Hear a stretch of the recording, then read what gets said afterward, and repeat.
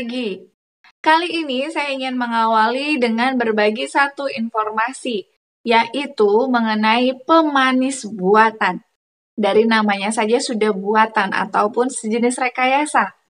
Karena pemanis buatan ini adalah bahan kimia yang dibuat untuk mengganti rasa gula yang asli ataupun rasa gula yang biasa, rasa manis alami.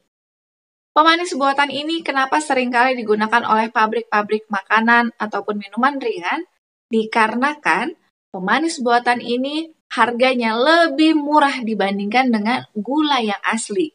Jadi untuk menekan biaya produksi. Pemanis buatan ini juga adalah satu bahan kimia yang non-nutrisi ataupun tidak ada nutrisi di dalamnya dan hampir tidak memiliki kalori yang dibutuhkan oleh tubuh, seperti halnya gula biasa. Kalau gula biasa, ada kalorinya yang digunakan untuk energi bagi tubuh kita. Contoh dari pemanis buatan adalah Splenda, ada juga lain, Neotam, dan pemanis buatan lainnya, yang ternyata rasa pemanis buatan ini di lidah kita terasa lebih manis 300 sampai bahkan 7.000 kali lipat daripada rasa manis dari gula biasa. Dilansir dari Healthline, ternyata molekul dari pemanis buatan ini mirip, jadi hampir serupa dengan molekul gula biasa. Nah, hal ini membuat otak mengidentifikasi bahwa pemanis buatan yang kita konsumsi itu mirip dengan gula. Tapi anehnya yang membuat otak kita kebingungan adalah mengapa ada rasa manis di lidah tetapi tidak memiliki kalori di dalamnya. Karena kalau kita makan gula biasa kan berisi kalori yang dibutuhkan. Nah, otak kita kebingungan. Kenapa tidak ada kalori ketika kita mengkonsumsi pemanis buatan? Sehingga otak akan menyuruh membuat kita memakan atau mengkonsumsi makanan ataupun minuman lebih banyak lagi yang mengandung pemanis buatan. Karena sebenarnya tubuh kita butuh kalori. Itulah sebabnya banyak di antara kita semua yang suka sekali snack ataupun minuman seperti jus buatan, soda, membuat kita mengkonsumsinya tidak cukup hanya satu saja. Kadang seringkali tambah dan tambah terus, itu dikarenakan otak kita menyuruh untuk mengkonsumsi lebih banyak, karena yang dicari adalah kalorinya. Dan salah satu dampaknya ketika kita terlalu sering mengkonsumsi makanan ataupun minuman yang mengandung pemanis buatan ini akan membuat kita tidak lagi tertarik kepada makanan yang alami. Karena ketika mulai mengkonsumsi makanan yang alami seperti misalnya ubi jalar yang rasanya manis, maka lidah tidak lagi akan merasa bahwa makanan alami itu manis. Karena sudah terbiasa dengan jumlah rasa manis yang berkali-kali lipat dibanding gula alami. Inilah informasi yang saya syukuri, karena dengan mengetahui hal ini akan membuat saya dapat memilih untuk membatasi bagaimana saya mengkonsumsi makanan ataupun minuman ringan. Yang lebih baik adalah memilih untuk tidak mengkonsumsinya.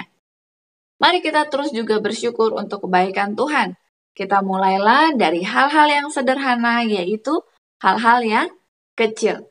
Karena dimulai dari hal yang kecil, contohnya informasi yang kecil mengenai kesehatan kita, itu akan memberikan dampak yang besar membuat kita terus memiliki kesehatan prima yang kita butuhkan.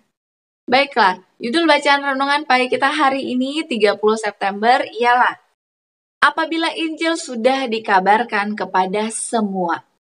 Ayat intinya tertulis dalam Matius 24 ayat yang ke-14. Dan Injil kerajaan ini akan diberitakan di seluruh dunia menjadi kesaksian bagi semua bangsa, sesudah itu barulah tiba kesudahannya. Penjelasannya, sama seperti Bapa mengutus aku, demikian juga sekarang aku mengutus kamu.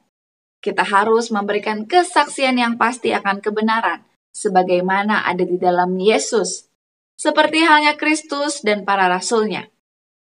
Mempercayai efisiensi Roh Kudus, kita harus bersaksi tentang belas kasihan, kebaikan dan kasih juru selamat yang disalibkan dan bangkit itu, dan dengan demikian menjadi perwakilan yang melaluinya kegelapan akan diusir dari banyak pikiran dan menyebabkan ucapan syukur dan pujian naik dari banyak hati kepada Tuhan.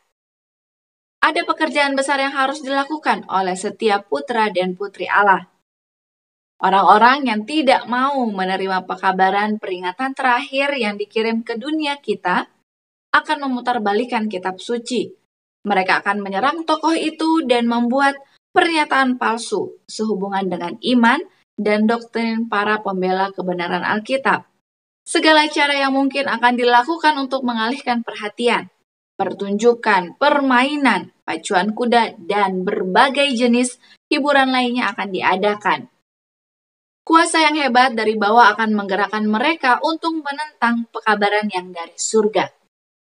Mari kita bersatu di bawah panji Raja Immanuel, dan dalam nama dan kekuatan Yesus, menekan pertempuran itu berakhir. Ada banyak jiwa yang binasa. Mereka harus mengetahui ketentuan keselamatan. Banyak yang tampaknya terkubur dalam kegelapan ketidaktahuan, tertanam di balik penghalang yang tak terkalahkan. Tetapi ingatlah bahwa kecerdasan surgawi bekerja dengan manusia. Roh Kudus dapat menembus benteng ketidakpercayaan. Yesus sedang memimpin pasukannya ke medan pertempuran. Jenderal kita memimpin kepada kemenangan. Ketika para anggota jemaat Allah melakukan pekerjaan yang telah ditentukan baginya di ladang-ladang yang membutuhkan, di dalam dan di luar negeri, untuk memenuhi tugas Injil, seluruh dunia akan segera diperingatkan. Dan Tuhan Yesus akan kembali ke bumi ini dengan kuasa dan kemuliaan besar. Allah akan melakukan pekerjaan itu jika kita mau memberi diri kita sebagai alatnya.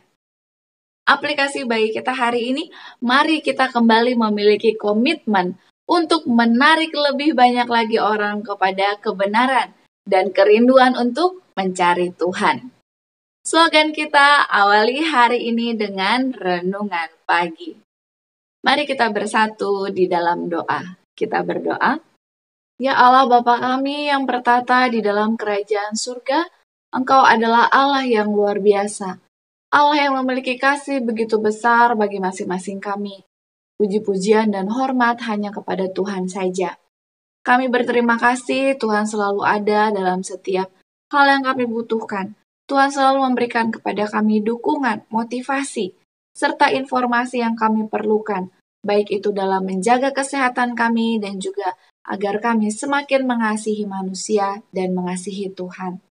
Kami kembali Tuhan untuk diingatkan bahwa selama kami berada di dunia ini, kami memiliki satu misi penting, yaitu untuk membagikan kasih Tuhan, membagikan kebenaran kepada orang banyak. Kami pun saat ini berdoa, kiranya Tuhan boleh menjamah setiap hati, setiap jiwa yang sudah pernah mengenal akan kebenaran Tuhan, baik itu dalam anggota keluarga kami, teman-teman kami, sahabat kami, orang-orang yang kami kenal. Biarlah Tuhan boleh membawa mereka kembali ke jalan Tuhan, dan mereka pun akan memiliki komitmen yang dibaharui, karena mereka sudah mengetahui isi firman Tuhan. Terima kasih banyak Bapa untuk setiap jalan keluar dan juga kebaikan yang kami rasakan dari Tuhan. Biarlah Tuhan juga akan senantiasa terus memberkati kami sepanjang hari ini. Inilah doa dan pengharapan kami. Di dalam nama Yesus kami berdoa. Amin. Terima kasih banyak. Mari kita terus ikuti bacaan renungan pagi. Mari juga kita memiliki semangat untuk mengabarkan Injil Tuhan selama kita masih hidup di dunia ini.